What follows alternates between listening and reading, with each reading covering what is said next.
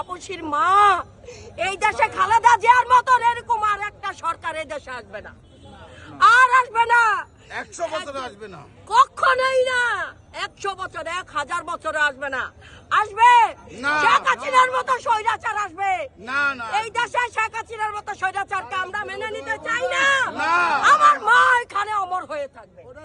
এই দেশে প্রধানমন্ত্রী একজনই থাকবে, সে হলো বেগম খালেদা জিয়া।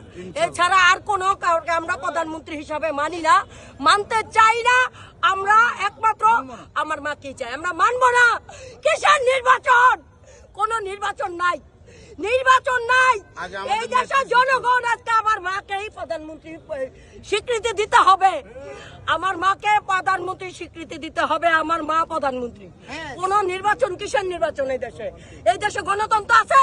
আমার মা যতদিন ছিল ততদিন এই দেশে গণতন্ত্র ছিল। আর ওই স্বৈরাচার শেখ হাসিনার আমলে কোন গণতন্ত্র চাই নাই।